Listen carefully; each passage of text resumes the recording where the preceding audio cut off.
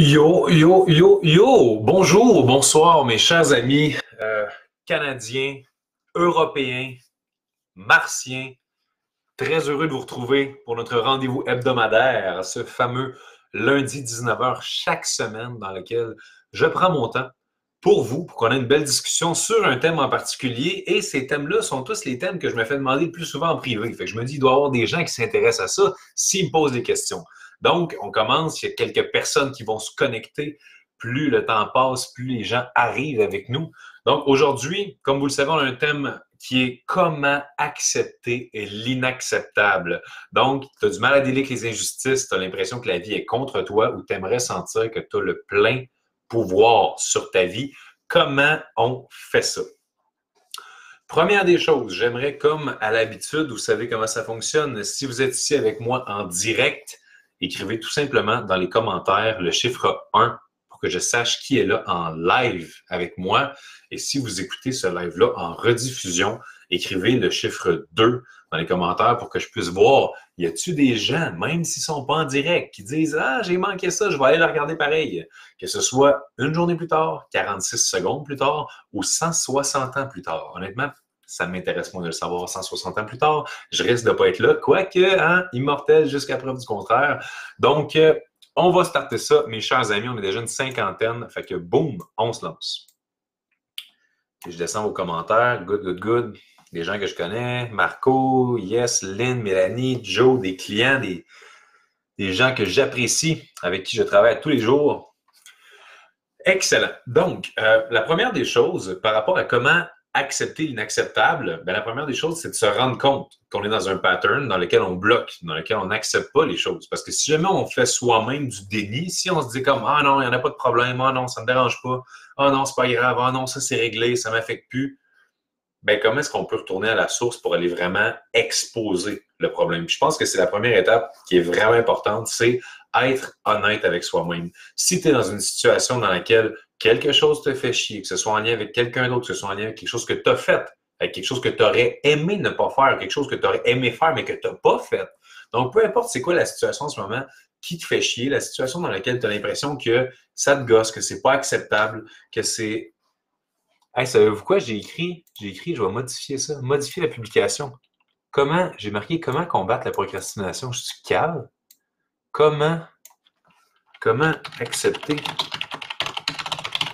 l'inacceptable? Parce que c'est comme mieux qu'on se parle de, tu sais, comme... Mais là, je suis pas capable de... Hey gang, savez-vous quoi? J'essaie des nouvelles affaires. Puis là, j'ai plus accès à vos commentaires. Ah oui, enregistré ici. Comment accepter l'inacceptable? C'est tout simple que ça. Yes, je suis revenu avec vous. Hey, j'ai réussi à faire quelque chose technologiquement. Ceux qui me connaissent savent à quel point moi et la technologie, ça fait trois. Donc, OK, on se lance dans le vif du sujet. Une fois que tu as réussi à identifier que tu étais dans un pattern de blocage, un pattern dans lequel tu ne reconnaissais pas peut-être que quelque chose t'affecte, c'est d'être honnête, d'être vulnérable, puis tout simplement de le dire, regarde, oui, ça me dérange, oui, ça, c'est pas acceptable, ou oui, ça, c'est pas réglé à l'intérieur de moi. Maintenant, une fois que tu as reconnu, OK, quelque chose te fait chier, quelque chose te dérange, la première étape, c'est de te demander, est-ce que c'est possible que ce qui me dérange en ce moment va arrêter de me déranger un jour? Mais ça peut paraître vraiment banal comme question. Mais ça peut être, est-ce qu'en ce moment, ce que j'accepte pas, je pourrais finir par l'accepter un jour? Est-ce qu'en ce moment, ce que je pardonne pas, je pourrais finir par le pardonner un jour? Puis là, avant de répondre avec émotion, non, c'est sûr que je pardonnerai jamais ce qu'il m'a fait, ou non, c'est sûr que j'accepterai jamais telle affaire que mon boss, que... Commence par respirer et pose-toi juste la question, pas est-ce que ça va être facile, pas est-ce que tu es capable, est-ce que c'est possible? Est-ce que c'est possible de réussir un jour à ne plus ressentir des émotions aussi fortes, aussi négatives envers un événement, un choix ou une situation? Évidemment, si tu as moindrement de conscience de toi et de conscience de comment l'univers et la vie fonctionnent, qu'est-ce qui va se passer? C'est que tu n'auras pas le choix de t'avouer à toi-même. Oui, ça se peut. Ça se peut qu'un jour, je réussisse à passer par-dessus. Ça se peut qu'un jour, je réussisse à pardonner. Ça se peut qu'un jour, je réussisse à me sentir mieux par rapport à telle situation qui, pourtant, aujourd'hui, me semble inacceptable. Fait qu'est-ce qui vient de se passer à partir du moment où, dans ton cerveau, tu as conçu que la guérison, que le pardon, que le fait de passer à autre chose était possible? c'est que tu viens de reconnecter ton présent avec ton avenir. Quand tu es juste dans le présent, tu es juste focus sur le problème, si jamais ton problème, là, je ne sais pas, là, mettons, là, ton problème il est ici. Là. Mais là, c'est sûr que si je te dis c'est quoi qu'il y a dans ton avenir, ça me dit, il n'y a rien, je vois rien, c'est impossible, je ne passerai jamais par-dessus. Mais si tu fais juste ça, puis tu te décolles un peu de ton problème, là, oh, OK, je le vois encore, mon problème. Mais il y a quelque chose autour. Il y a d'autres possibilités qui s'ouvrent à toi. Donc, juste le fait de prendre cette distance-là en se demandant si c'est possible qu'un jour ça aille mieux, ça te permet de te recentrer. Puis là, une fois que tu es centré, une fois que tu es conscient de ta situation, que tu es vraiment conscient de ta douleur, puis tu es conscient du fait qu'un jour, peut-être qu'il n'existera plus, je te poserai la question, si tu sais que ça se pourrait qu'un jour tu arrêtes de souffrir à cause de quelque chose d'inacceptable, d'injuste, quoi que ce soit, jusqu'à quand est-ce que tu veux continuer à souffrir? Puis là, il y en a plein qui vont me regarder avec des points d'interrogation dans les yeux en me disant jusqu'à quand je veux souffrir? Mais voyons donc, c'est pas une question de choix. OK? C'est pas une question de choix. Mais qu'est-ce qui fait qu'une personne va avoir un problème dans sa relation de couple? Sa relation va venir à un terme et cette personne-là, à partir de l'âge de 23 ans, va dire moi, depuis ce que j'ai vécu avec Steven, no, merci les hommes. Si vous pensez vraiment que je vais vous faire confiance, bitch, please. Évidemment, cette personne-là risque d'avoir une relation très, très saine avec le prochain qui va peut-être être un bon gars, peut-être être digne de confiance, peut-être être prêt à vraiment montrer à cette personne-là qui est digne d'amour et de reconnaissance, mais cette personne-là va l'accueillir en mode « fuck you, Steven ». Fait que qu'est-ce qui va se passer, vous pensez? Cette personne-là va répéter un pattern en amenant elle-même la toxicité dans la relation. Puis qu'est-ce qui va se passer? Il risque de se reproduire la même chose, ce qui va encore plus renforcer son pattern. Fait que la question que je vous pose, c'est jusqu'à quand vous décidez de laisser les événements souffrants de votre passé continuer d'affecter vos possibilités d'être heureux dans le présent et de vous développer dans le futur? Je sais que c'est pas facile, sinon tout le monde le ferait. Mais c'est pas une question de c'est-tu facile ou pas, c'est une question de c'est-tu possible ou pas. Pour ceux d'entre vous qui sont pas au courant de mon passé, je suis né dans un contexte de violence conjugale, d'extrême pauvreté, d'alcoolisme, de drogue, de criminalité. Donc, en gros, je suis parti avec toutes les chances de mon côté d'avoir une belle vie.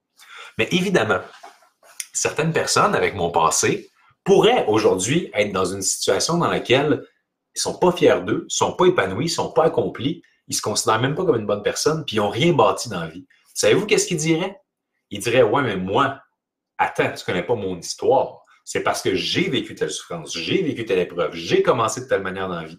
Mais savez-vous quoi? Qu'est-ce qui fait qu'aujourd'hui, je suis heureux, je suis épanoui, je suis fier de moi, je suis bon dans mon domaine, puis j'aime domber ma vie? C'est les mêmes raisons que je donnerais de pourquoi je l'aime pas. Parce que, justement, j'ai commencé difficilement dans la vie, parce que, justement, je connais l'importance d'être une bonne personne, de travailler sur soi, de s'assurer que je ne vais pas retomber dans les patterns que j'ai vécus dans mon enfance. Fait que des choses qui pourraient justifier un malheur sont les mêmes raisons qui peuvent justifier un bonheur. Fait que qu'est-ce qui fait la différence? C'est la conscience de où est-ce que tu es en ce moment, puis où est-ce que tu veux aller. Parce que, tu sais, il y a deux approches. Mais en fait, il y a tellement d'approches pour essayer de régler des patterns internes, il y a tellement d'approches pour essayer d'améliorer la vie des gens. Mais ce que j'ai remarqué, c'est qu'il y a beaucoup de personnes qui essaient de changer, qui se concentrent énormément sur trouver la source de qu'est-ce qui a fait qu'initialement tu t'es mis à pas bien aller. Puis une fois que tu comprends la source d'où est-ce que tu as commencé ton voyage de vie, tu as commencé ton voyage dans la souffrance puis dans tes croyances limitantes, une fois que tu as identifié ça, tu essaies d'aller dans le passé puis de régler ça. Puis là, une fois que tu travailles, OK, mais là, peut-être que dans le fond, c'est une perception, peut-être que telle chose, puis tout ça. Puis là, tu essaies progressivement de te ramener en paix puis pur dans le moment présent pour ensuite être capable de bâtir ton avenir de la meilleure façon qui soit. Moi, je vois ça comme une carte géographique, OK? Imaginez que tu as Québec ici, tu as Trois-Rivières qui est là, tu as Montréal qui est là. J'espère que je ne vous apprends rien, mais si jamais c'est le cas, ben voyez ça comme une double fonction à ces lives-là, de la géo puis de la croissance personnelle. Fait que là, peut-être qu'il y a des gens d'Europe qui découvrent le Québec. Ah, c'est cool. Donc, tu as Montréal, tu as Trois-Rivières, tu as Québec. La plupart des gens sont à Trois-Rivières en ce moment. Ben oui, tout le monde est là. Bonjour la trifluvie. Tout le monde est à Trois-Rivières, OK? Mais les gens veulent, par exemple, aller à Montréal. La plupart des gens se demandent comment j'ai fait pour partir de Québec me rendre à Trois-Rivières. Donc, qu'est-ce qui a fait que je me suis stressé? J'ai mis combien de gaz? Quelle route j'ai emprunté? Je suis passé par la 20, je suis passé par la 40. Qu'est-ce qui s'est passé? Puis là, une fois qu'ils ont passé tellement de temps à essayer de comprendre pourquoi ils ont fini par se rendre à Trois-Rivières, des fois, ils arrivent puis ils n'ont plus à force de continuer jusqu'à Montréal. Ils comprennent ce qui s'est passé, ils comprennent d'où c'est que ça vient, tout ça, mais ils ont perdu trop de temps. Mon approche, puis la façon que je gère ma vie, puis que j'aide mes clients, c'est beaucoup plus en mode, c'est quoi que tu veux dans le fond? OK, mais c'est aller à Montréal. On va te bâtir un plan pour aller à Montréal, là. Ouais, mais je sais pas comment j'ai fait pour passer de Québec à Trois-Rivières. On s'en calisse. Tu sais, oui, si on a vraiment du temps, puis tout ça, puis qu'on veut y aller de long en large, on va le faire, le chemin. On va essayer de comprendre. Mais si tu veux aller à Montréal, il n'y a pas une seconde à perdre. On part de fucking Trois-Rivières, puis on y va direct là à Montréal. On va se faire un plan. À la limite, pars ton char, puis en cours de route, on va trouver un setup pour réussir à ce que tu te rendes. Donc, ça revient à la question du jusqu'à quand. Jusqu'à quand tu veux rester stallé à Trois-Rivières en te disant je ne sais pas pourquoi je me suis ramassé jusqu'ici, telle personne en cours de route m'a fait ça, j'ai embarqué un autostoppeur à telle place à 40, puis il m'a fait ci, il m'a fait ça. OK, je comprends. C'est vrai que c'est dur. C'est vrai que ça aurait pu être mieux, mais c'est où que tu veux aller? Good. Fait que jusqu'à quand tu vas regarder dans ton rétroviseur au lieu de regarder par en avant et de commencer à avancer? C'est la question que j'aurais le goût de demander à tout le monde. Fait que intéressez-vous à ça par rapport à vous-même. Posez-vous la question. En ce moment, dans quel des aspects de votre vie est-ce que vous avez l'impression que vous voulez aller à quelque part, mais que vous regardez encore dans le rétroviseur pour essayer de comprendre le passé? Je dis ça, je dis rien. Peut-être que ça va vous parler, peut-être que non. Mais c'est une réflexion qui est intéressante à avoir.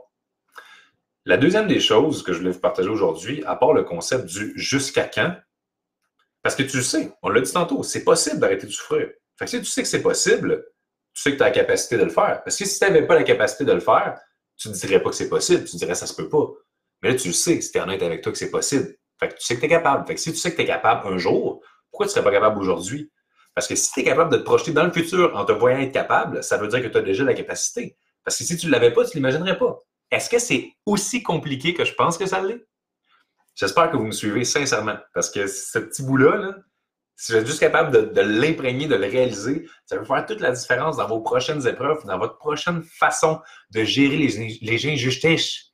Toutes les injustices qui arrivent dans la vie, là. C'est important de les gérer grâce à cette technique-là. La prochaine chose que je vais vous partager, parce que je vois qu'il me reste juste 3 minutes, OK?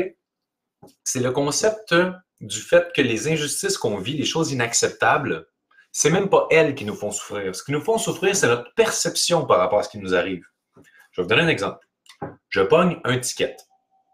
Ou un nid de poule. OK, un nid de poule. Parce qu'un ticket, on peut dire c'est à tout pour rouler vite. Un nid de poule, ça arrive. Au Québec, hein, des fois, il y en a 1 ou 2 par année qu'on croise. Tu pognes un nid de poule.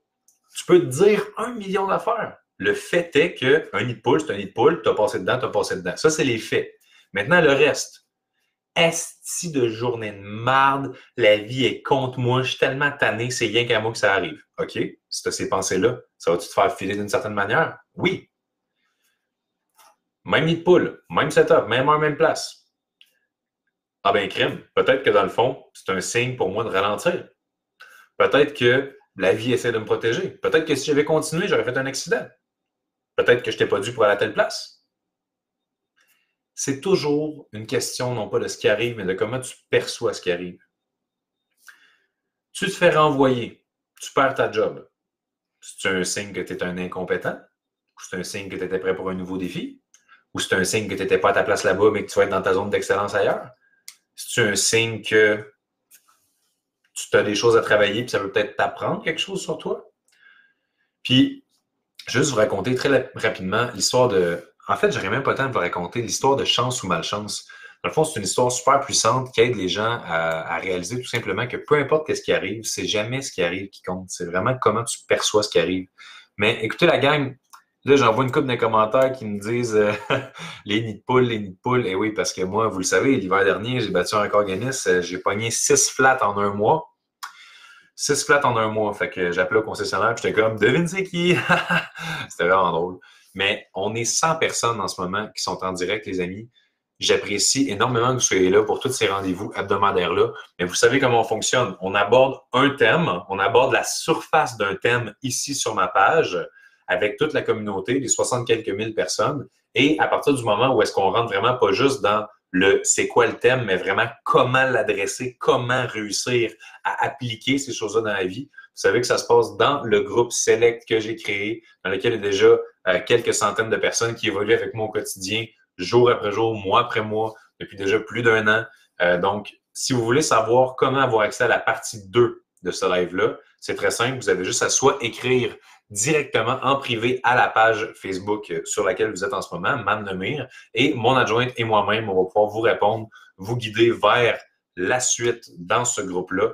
Donc, si jamais vous vous demandez, OK, ben c'est un groupe qui est gratuit, c'est un groupe qui est payant, c'est un groupe qui est payant, mais vous avez un mois gratuit. J'ai créé un code pour vous permettre d'essayer gratuitement pendant un mois. Fait que si vous voulez voir tout le contenu que je vais vous partager de l'autre côté, les vidéos, les exercices au quotidien, la motivation dans laquelle je partage, parce que toutes les prises de conscience que je fais au fur et à mesure de ma vie, c'est là-dedans que je les partage principalement, puis un peu moins sur cette page-ci, malheureusement. Mais bon, on est en train de bâtir une communauté, donc c'est le lien que j'entretiens avec mes clients. Fait que si vous voulez en faire partie, un mois de gros contenu, un mois d'évolution et de croissance personnelle, gratuitement, écrivez-nous en privé ou dans les commentaires, puis on va vous aider à vous diriger de l'autre côté. Fait que sur ce, il faut que j'y aille parce qu'il y a ma gang qui m'attend en live pour la partie 2.